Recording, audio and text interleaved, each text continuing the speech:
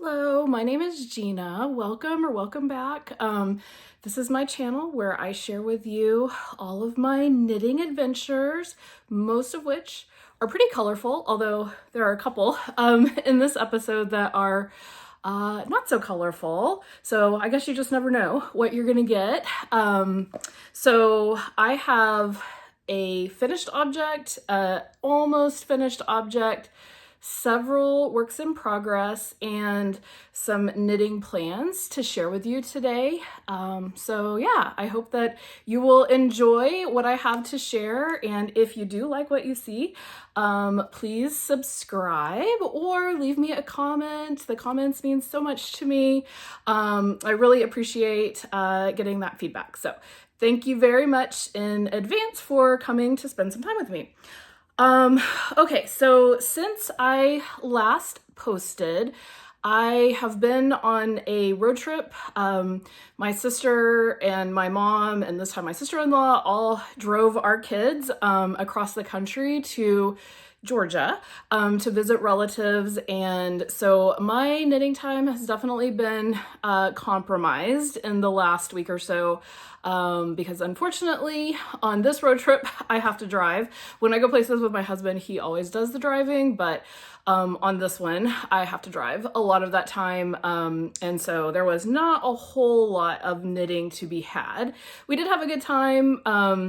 My mom and her sister paid for our families to go to Great Wolf Lodge, which my kids are a little bit on the old side for that. I mean, it's definitely geared towards younger children, but they still had a good time playing in the water park with their cousins. My kids like the hot tub a lot. So yeah. And so of course, when we were in the water, I did not get a whole lot of knitting time there either.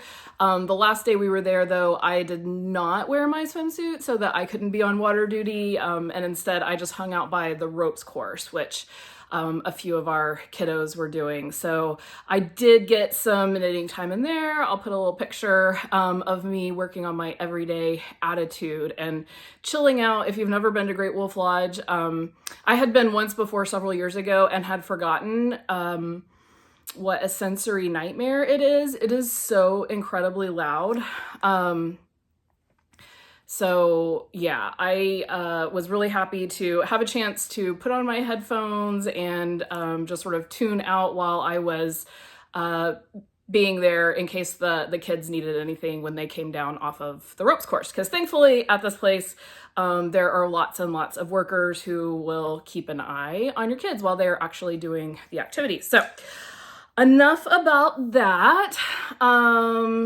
See, I have a question for you guys because I, as you will see, am very much feeling the summer knitting. My finished object that I have to share with you is a summer tee, and I've got some other summer stuff in the works. So are you knitting anything for summer? Because normally I don't feel like I might do one or two summery things a year, but you know, usually my heart is with the winter wear with the wool, but so far this summer I have been doing really good about knitting things that I can actually wear in the summer. So what about you? Are you feeling it? Are you knitting anything for the summer? Let me know in the comments, and I have a make along that I'm going to mention in a little bit about that if you are. So okay, so first up is my really only finished object this time, and that is the Movement Tee by Lily Kate France. So I'll stand up and give you a little bit of a view on here, and then I'll put some pictures over to the side showing me modeling it. So it has these cute little eyelet details down the side. It has a really cute little, what do you call that? Peekaboo cuff type situation, and that's in the neckline as well. There is optional bust shaping in this pattern, which I did. You can see that there. This is why this stripe is actually quite a bit larger than the other stripe sequences, and that's intentional to allow space in there. I'll turn around so you can see the back.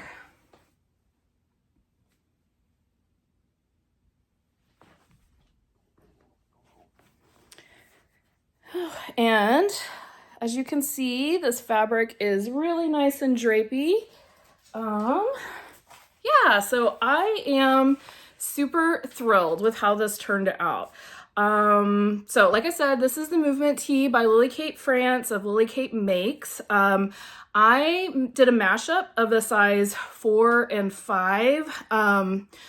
4 should have been the size that I would make according to the amount of ease. Let me see. The intended ease is 2 to 3 inches of positive ease. So I'm not sure what size the 4 was, but that should have been, in terms of sizing, that should have been my size. But I was having some gauge issues. When I was on gauge for the pattern, I felt like it was a little bit too holey, a little bit too see-through. And so I didn't like the needle that I was getting. I didn't like the fabric that I was getting at the recommended gauge. And so I did do some math on this to figure out if this would work, but I thought I would just go up to a size 5, and that should get me pretty close to the size 4 in terms of my gauge, because I want to say I was like maybe 1.5 stitches off. I don't know. It's been a minute since I started this, so I don't remember all of those details anymore. They might be in my Ravelry notes if you go check there. And I'll put a link to all of my Ravelry projects on here in the comments. And if you go there, it will have information about my yarn, any modifications I did. And of course, you know, from Ravelry, you can get to the pattern itself and see all of those details as well. Yeah, so since I have a large bust, when I'm knitting a circular yoke, I do sort of an easy bust adjustment on that by moving my sleeves backwards. And so I've been thinking on a raglan, I can't, and that adjustment is nice because it moves extra fabric to the front and takes fabric out of the back. Which is nice because my back is quite a bit smaller. I want to say my back is 4 inches smaller than my front is. And so that can cause like a billowing of fabric on the back once it's past the bust. So like when it gets to the small of my back, often, and this is on ready to wear garments and as well as my homemade stuff, it will just billow out, and that's because like at the top, the extra space needed by my bust, it's like stealing that from the back. But once my bust is over, then all of that fabric just goes where it was supposed to be, and it makes this billowing in the back because I really don't need that much fabric in the back. So all that to say, I was going to try, I intentionally made my back a couple of stitches smaller than my front. So I was going like off pattern.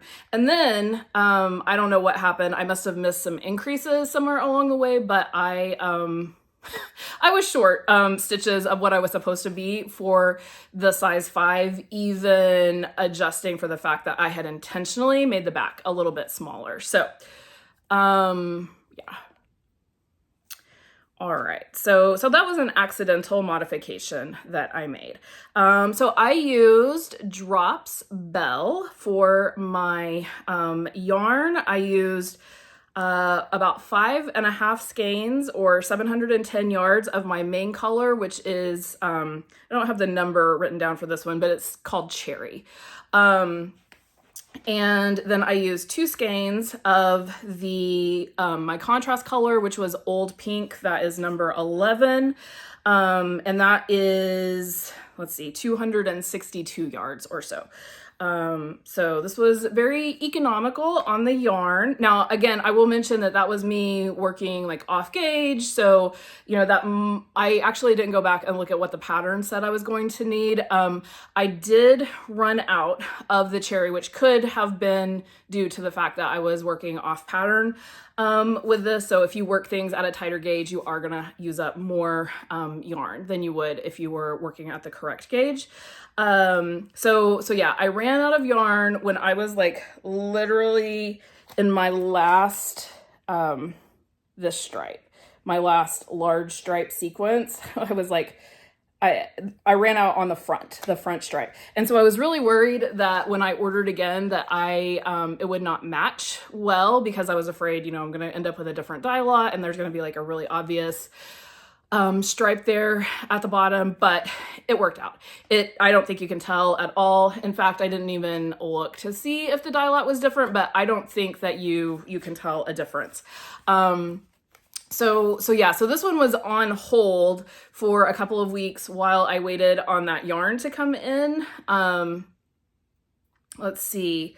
What did I want to say about that? Yeah, so I originally ordered this from Rito, and then when I went to reorder the cherry that I had run out of, they were sold out of the cherry and it was on back order. And at that time it was saying like a July restock date.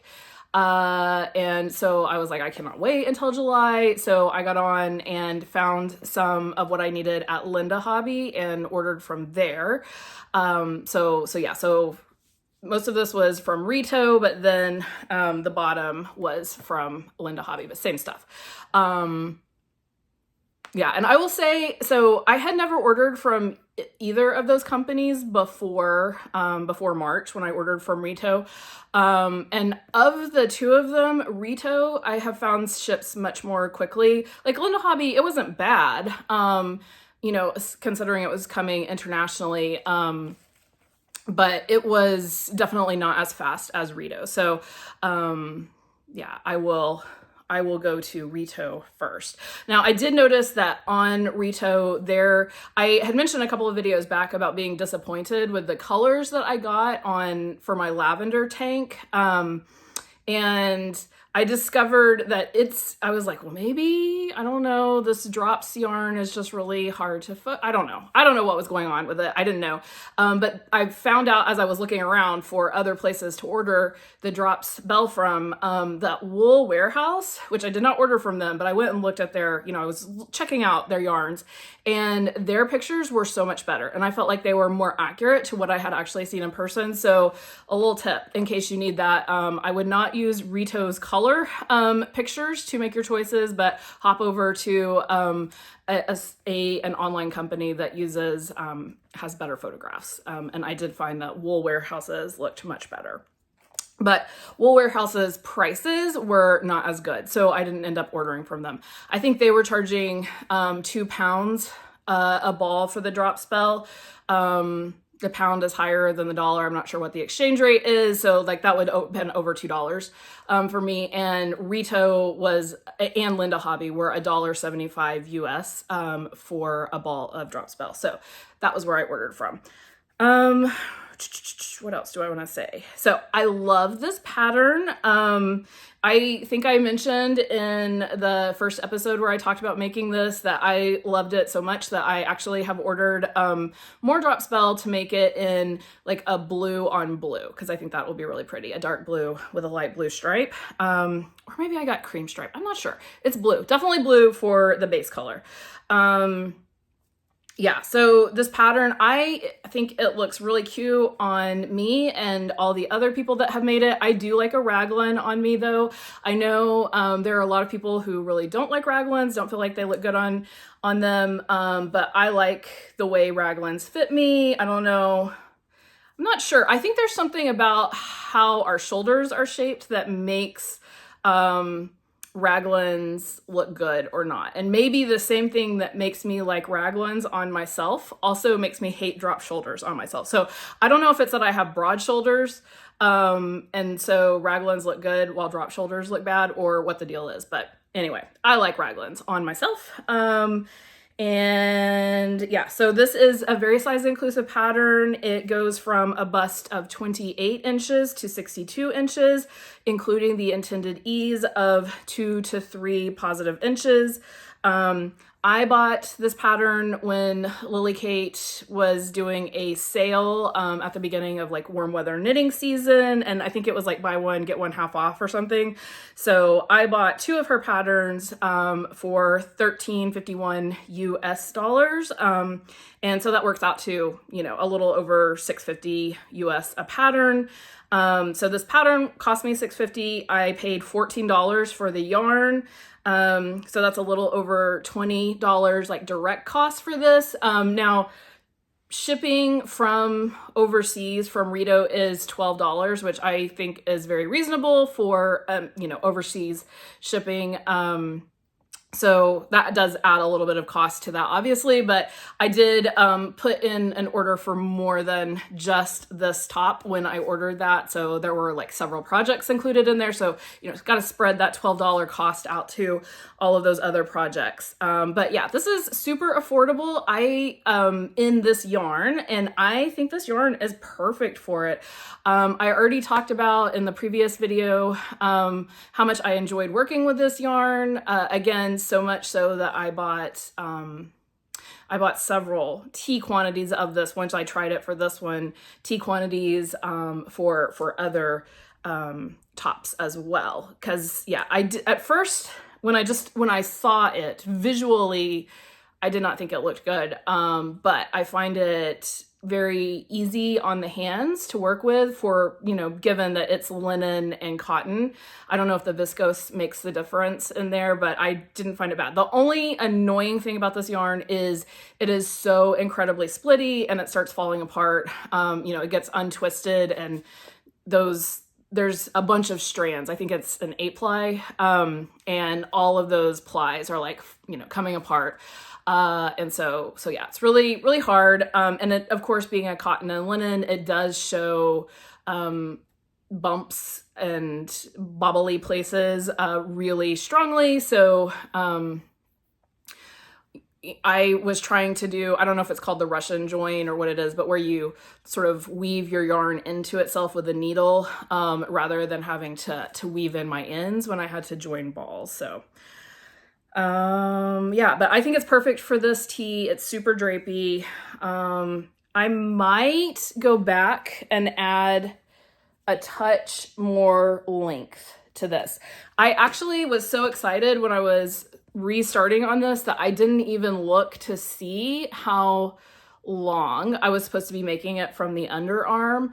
But I mean, it's not terrible. I can wear it, but just if I lift my arms very high, you start to see skin. These are pretty low cut shorts though, so it wouldn't be as bad if I were wearing higher waisted shorts or jeans.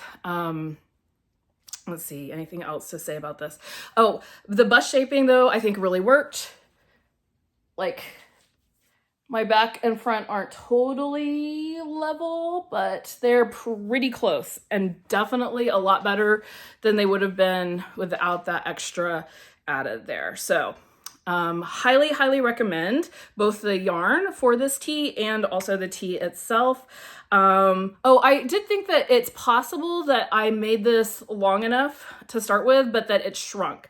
I think it might have shrunken a little, like lengthwise, not widthwise, but lengthwise, which I think would be pretty normal for cotton to behave in that way. Yeah, so really happy with this. I will definitely be making more of Lily Kate France's patterns now that I've tried this one. She has the Winnie top, which is like a little tank top coming out. And I think it has like a either lace or picot, picot, I never know how to say that, edging on definitely the neck. And it's a V-neck, I believe, which I love a V-neck. Yeah, so that one is coming out June 17th, and I will definitely be watching for that one and snagging it. And then she also has the checker plate tee, which is like this lacy tee, which is just went into testing and it will be coming out later this summer. And I'm probably going to get that one as well. Because now that I've seen her writing style, how her garments fit, I'm definitely interested in knitting some more. And this tee will be my first entrance into the, sorry, I'm reading from my notes here, Summer Tea Make Along, which is hosted by Juliana M. Knits on Instagram. I think she might also have a podcast, I'm not sure, with the Summer Tea Make Along, which is just, as you can tell, 10 weeks of knitting summer tees or tanks. I think, and it doesn't have to be knitting, it can be crochet. I think basically it's anything except bralettes, they said, would not count. But yeah, anything else that's short sleeved or for the summer should work. So I will be entering this one in with the hashtag SummerTMAL25. I'll put that on the screen. Yeah, and I have several others. And just so you don't think I'm cheating, because I think I did start this before the make along started, they are allowing works in progress as long as you finish it within the time frame of the make along. So we'll be entering that. Okay, next up is the Everyday Attitude. I'm starting on my works in progress now. Everyday Attitude by Susanne, Sommer. I am wearing it on top of my movement tee. So obviously this is not how it would be worn. Yeah, so I am making a size 3 in this one. You have seen this a couple of times before if you've watched my previous videos. I'm plugging away at it. I did knit on this one a little bit when we were on our trip. I don't know if I said I would put in a picture. I'll put in a picture of me. This is what I was working on when we were at Great Wolf Lodge, and I was just trying to veg out, self-regulate a little bit. It is at the point, and has been for a while, that it is pretty mindless because you're just doing garter stitch in the round, which, you know, if you know anything about garter stitch, you know that it is more annoying in the round because it means that you are knitting one round and then purling the next. But as long as you don't mind purling, over 200 stitches or whatever it is, you know, it is mindless. So I did get a little bit of this one done, and I am actually getting really close to the amount of length called for of the garter stitch repeat in the pattern, but I think I will definitely need to be adding some extra length to this. So as you can see, this is already, you know, the movement tee is pretty cropped, maybe more cropped than I actually want, and this one is not even there. So there will be a solid black hemband on this that will add a little bit of length, but I definitely I'm gonna have to go past the recommended number of repeats to get this at a decent length for myself. There is no bust shaping in this one, so like that's just what you have to do to make your tops long enough if you have big boobs. Oh, I did want to correct myself. So the last time that I talked about this, I made a mistake when I was talking about the construction. You actually make this chevron detail. I said you pick up stitches for the front. You do not pick up. You actually make all of those increases by, you make the chevron by increasing. That creates this front shoulder, and once that front shoulder is created, you cast on new stitches here and then join that to your other shoulder. So that's how it's created. There is no picking up of stitches. So if you don't like picking up stitches, this is a great one. Yeah, so just wanted to correct myself. This one is pretty boring. So that has meant that it has not gotten as much attention as the other things that I'm working on. So that's what made it good for the little bit of trip knitting that I did do, but I have not really wanted to work on it when I had the choice between it and other things to do. So yeah, that is that one. All right, back. So I did forget to say about that one, in case you're interested in the yarn, I am using Berroco Remix Light, and I am enjoying the yarn. So, I mean, and the pattern's fine. It's just boring. Yeah. Okay, so next up, and this one is what has been stealing all of my attention. I was not finding it boring. It has been hovering back here in the background. This is my Ebba Vest.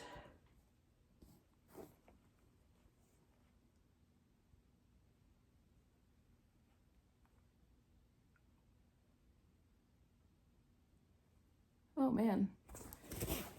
I pinned this out last night and it did not look as wonky last night, so it must have been shrinking down. I may have to reblock that. So As you can see, it is almost completely done. It is also knit and drops Belle, and apparently that cotton dries really, really slowly because I did wash this last night and lay it out on the blocking mat and even put it outside where it is quite warm. So I thought it might be done by today, but it's still very damp. So I may stick that. I have a rack in my dryer that I can use, so I may put it in there, but I kind of wanted to keep it out because it is lace, so I don't know, we'll see. So the Ebba Vest is a pattern by Sari Nordlund. She literally just released this one. I think I bought it. I didn't buy it the week it released because I did not get the discount on it, but I did buy it like the next week. So sometime in May is when she released this. I am making the size 4, which is the 45.25 inch bust. That will give me the 4 to 5 inches of positive ease that she recommends if I use my upper bust measurement. I cast this on May 30th, which was like right after the yarn arrived, or maybe, I don't know. It might've been the day the yarn arrived. I'm not sure. And I know I went out and bought the pattern when the yarn arrived so that I could get it started. And then I just bound it off yesterday, which was June 9th. So yeah, like I said, this one has stolen all of my interest. I will talk about it a little bit more in depth the next video because I'll wear it so that you can see it on. But it was a very entertaining knit. I used, again, once I had seen how the drops Belle behaved in this one, I thought it would be perfect for that tee. And so in one of my follow-up orders to Rito, I ordered 6 balls of the drops Belle this is number 3 beige. So I am not normally a beige knitter, but I really liked how Sari's looked, and I have some really fun shorts that I just got from the thrift store a few weeks ago, and they are very colorful, like they have patterns going different directions, and so I need something solid on boring on top to wear with them, and this may be not the right thing either, but yeah, I mean, you can always use something neutral. I can always put a jean jacket over it or something in the fall to jazz it up a little, but anyway, I think the color does show the pattern really, really well. So that's good. Let's see. The lace pattern was very addictive, and I have said before, I am not a lace knitter, but this was very easy to memorize for me, and I have not had any problems with it. The only place where I did struggle was with the picking up and the binding off in places. So the armholes, there's no rate given at which you're supposed to pick up like 3 for every 4 rows or anything like that. There's just a number, and the number was the same for like 3 sizes at a time. So like there's no way 3 sizes all have the same length here, but we're all picking up the same amount of stitches. Not the same ratio of stitches, but the same actual number. So I ended up having to do this a couple of different times because there are a lot more rows on the back than there are on the front. And yeah, anyway, I just found it really challenging to do that and ended up having to rip those out several times. And then on the first, after I had ripped out and redone and then redone again, I felt like I finally had a armhole that looked decent and went ahead and did the bind off in it. And what did I do? So I had already bound off the neckband, which I'll talk about in a second. And I did the Italian tubular bind off for the neckband, and it looks terrible. And like, it's this, I mean, I'm not good at the I guess I'll go ahead and talk about this now. You can see it is like wanting to flare, and this is the part I was saying. I had pinned this up. It did not look like this last night when I pinned this out. So stuff has moved around on here. But I was trying to block this and see how it looks. I may end up having to like go rip the whole neckband out and redo it. But I did the Italian sewn bind off on the neckband, and I felt like it was horrible to do, and it also looks bad. And so I was like, I need something that is not, that I can do easier, that doesn't look sloppy, but won't be, I don't know, that will look better. And is more doable with this yarn, because this yarn does not want to pull through with the sewn bind off. So I tried the Rook bind off for the first time, which you probably shouldn't try to do something for this first time on a garment and you want it to work. So I did the Rook bind off, and it was flaring when I went and tried it on. And so then I did the other arm, and I'm just showing you these. I don't actually know that this was which, but picked up my stitches, knit my cuff, and then did the Rook bind off. But this time I did the Rook bind off much more firmly. So I was, tightening on my stitches because I had seen that my other one was too loose. And that one came out looking pretty good. I was happy with that. So then I went back and ripped out the hemband again on the other sleeve, re-picked up my stitches, which was horrible, and then did the Rook bind off much more firmly. And at first I am running low on yarn because I finished with just not many yards left. I mean, I didn't weigh it, but it's just, a tiny handful of a ball that I have left at this point. So I was, trying to conserve yarn and like trying to pick that Rook, which is a sewn bind off, trying to pick it out. And I got like an inch and a half in 10 minutes and finally decided this is not worth it. And just started clipping and clipped it out. And then, so I did save the yarn from the actual like hem, but not from the bind off.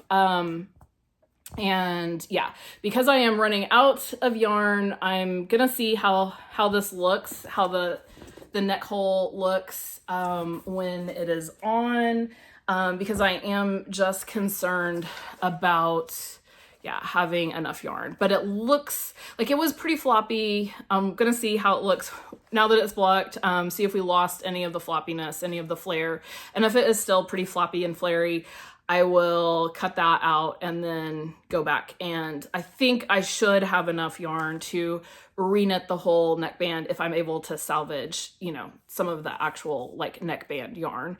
But I may be, splicing lots of pieces together or weaving in lots of ends to make that happen. And on the bottom, so this has actually 3 different bind offs. On the bottom, I did the Haya Grandma's bind off, which I think is supposed to like imitate a sewn bind off, but it was much easier. Oh my goodness, it was super fiddly. It took forever. Basically, we watched, one of my kids wanted to watch 28 Days, the zombie movie. 28 Days Later, sorry, not 28 Days. We had a whole conversation about that. Not the Sandra Bullock movie, the zombie movie. We watched that, and basically it took me the entire movie to put on that hem binding. So yeah, it was easy breezy until I got to the finishings on that one. Okay, next up is the Stars Hollow Pullover. I have not made a ton of progress on this one since last we spoke. I'll show you the back. I love that cable. I haven't made a lot of progress on this one just because I've been out of town, and I did not think it would be wise to pack a giant worsted, Aran weight wool project to take on the go, especially one that requires me to have a chart and my iPad open so that I can I'm using Knit Companion on this, so I needed that. And anyway, so it was just not going to be one. I talked myself down. I was like, you do not need to take that with you. I don't know if anybody else struggles with what to take when you are going on vacation. I am a very, very light packer when it comes to luggage in terms of, what I take for myself, my bodily needs. I have been known to run out of clothes because I don't pack enough. But on my knitting, I want to take all of the things, and I'm so afraid, like, that I'm gonna run out of knitting on a trip. So anyway, but I did talk myself down. It would be ridiculous to take this on a trip. Okay, so next up, I will talk to you about plans, because I do have some upcoming projects. I guess maybe because I was not able to knit very much, I was on like Instagram, Knitstagram, and Ravelry, and I applied for 3 different test knits while I was gone, and was accepted to 2 of those. So I applied for the checker plate tee of Lily Kate Francis, but was not selected for that one, sadly. That's okay. I'll just get that one when it comes out, when it's all perfect. But the 2 that I signed up for, I'm really excited about. One of them is another summer knit, yay. And that is the Summer Flow, a tank top by Stephanie Lotvin of Telly Beans Knits. I'll put a picture of her sample up here. It's the super cute tank, which looks breezy. It has like an A-line shape, so it should be nice and loose. Also, the straps are not like super wide. Like the Ebba Vest is vesty looking. Like these are gonna be caught. These are going to be pretty wide set sleeves, like they come all the way over to your shoulder, but so I like the thinner straps, but also very bra friendly straps, like not too thin, thin enough to get some good ventilation, but not thin enough that you can't wear a bra, because I gotta wear a bra.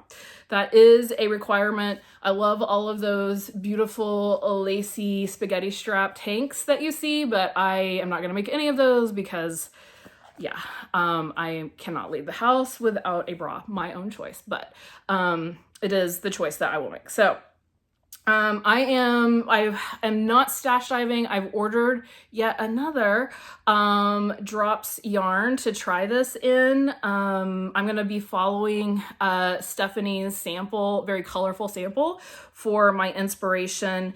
I'm going to try Drops Cotton Light, which is a 50-50 cotton acrylic blend. Hopefully I don't hate it. I'm hoping the acrylic maybe makes it a little bit easier on the hands to work with. Yeah, because cotton on its own, I just cringe when I think about that. But this one I expect to go very quickly once I receive my yarn. Stephanie, I test for her a lot. Her patterns are always so well done. People are really searching for any kind of errors at all to find in there, because she always has hers tech edited beforehand, and her patterns are just flawless. Love Stephanie. Love her designs.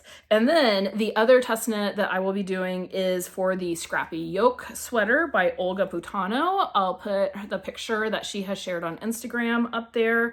This is a fingering weight Scrappy, as you might gather from the name. Scrappy sweater. It is super cute. I will be stash diving for this one, and I have not started on that yet. Maybe later this week I'll dig out my yarn, because I need to get some other stuff out. So we'll probably look at what I have at that point. I have only recently noticed Olga's patterns, but she has got the most gorgeous color work yokes. I think it was her, I'm not sure how you pronounce this, Strika sweater was the first one that sort of came to my attention, and I started browsing through her library, or what do you call it, her portfolio of designs, and oh my goodness, so many beautiful ones. So I'm really excited to see this one come to life. Okay, and then last plan, I am going to be making a gift. So Rachel, if you are watching, turn this off if you want to be surprised. This is going to be a gift for my stepdaughter. She is very knitworthy, very, very knitworthy, and back at Christmas time, she had commented on my merrymaking cowl, which I'll put a picture of up here. This is a pattern that I had tested for Stephanie, and then she did a mystery Christmas knit along for this cowl. So I did the version before everybody saw it. Yeah, my stepdaughter had commented that she really liked mine, and I was like, oh, you know, something about like, do you want this for a gift? And she's like, that's what I was trying to hint. So, so she has actually asked for this, so I know it will be wanted.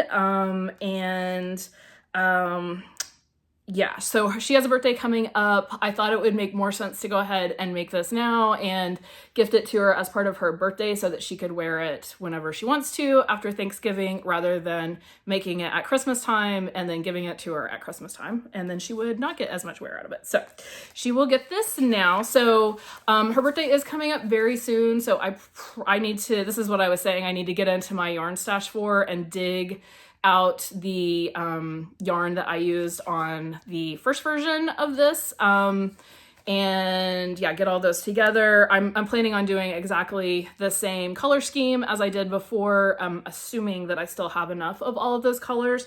There was one color that I did not, I knew I did not have the color for, because it was a mini, and I had run out of it.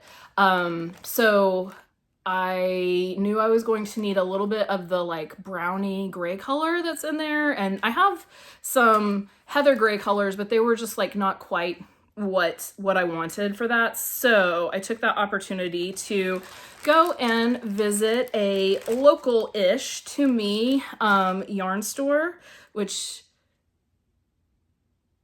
is this one. Is it showing up?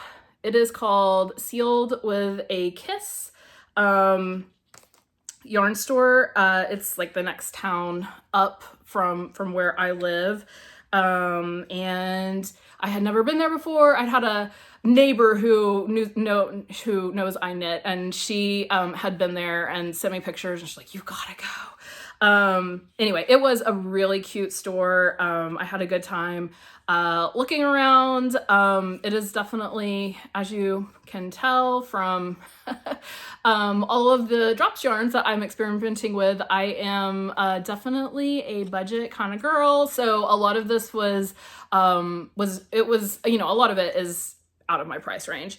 But I did get one small skein of Earth yarns in this very soft superwash merino that I think will work with my all of my other yarns that are used in that cowl are like Knit Picks stroll.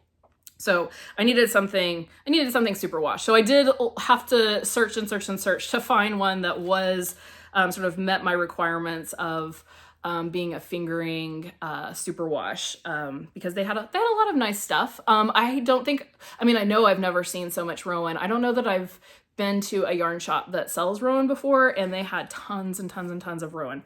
I'll put in a couple of pictures. They had a like really cute bathtub just filled, one of the old clawfoot bathtubs filled with yarn. It was a super cute place. I could definitely go spend some more time there when I am not rushing off to meet somebody as I was that time. So yeah. And then next week, I just wanted to say I have a little work trip coming up. I'm going to a conference in Grand Rapids, Michigan, which I have never been. I don't think I've been to Michigan at all before. No, I'm pretty sure that was on my list of never been.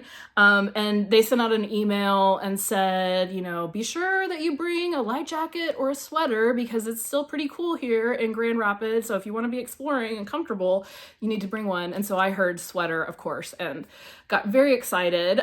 So in this case, my laziness is paying off. I have not yet gotten around to laundering and putting away all of my sweaters, my wool. Definitely on my to-do list. And yeah, it's paying off because that means everything is still out and available. So I've got to look through and decide what I'm going to take. But that is very exciting to me to get an opportunity to actually wear some of my knits in the summer. Yeah, so I'll be planning that in the next couple of days. And I also definitely need to get started on laundering. This is so dumb, but I have had the clothes washer that I have now for I mean, at least 10 years. And then we had like the earlier version of that for, you know, another 7 years before that. And so I've had these washers and have never known, like, there's no rinse cycle on there. There's no, it has a bunch of cycles that you know, turn a knob to get to, and there's nothing on there that says rinse. And I just like Googled the other day, because I was like, this is so dumb. It is a front loader. How does it not have, or not, sorry, not a rinse cycle, a spin cycle. How does it not have a spin cycle on there? And so I Googled and found a little YouTube video of somebody very helpfully explaining how to do the spin cycle that apparently other people didn't realize you could do as well. So there is a way to do one, and that is going to revolutionize, I think, my laundering game, because that means now I can, you know, hand wash, soak my sweaters and then put them in there to be spun, and then lay them out. And oh my goodness, that will make that, I think that should make it easier for me to get started on this very overwhelming task of laundering all of my sweaters and my husband's sweaters, which are quite large, and it hurts my, I don't know if this is just me, but it hurts my wrists. Like, I have a really hard time like squeezing the water out of things. Anyway, so really happy, and how dumb is that I'm so excited about finding out how to use the spin cycle on my my own washing machine that I've had for years and years. Yeah, so remember the question that I asked you guys, if you are knitting anything summery, I would love to know what it is. And I hope that you will also join in that make along that I talked about earlier. I'm in no way affiliated with it. I'm just excited to have some place to, you know, enter in my little summer knits, since I have this one and several more sort of in the back of my mind once I get the ones that are on my needles off my needle. So I think that's about all I have. I will hope to see you guys in another couple of weeks. Thank you so much for choosing to spend some time with me. So bye, until next time.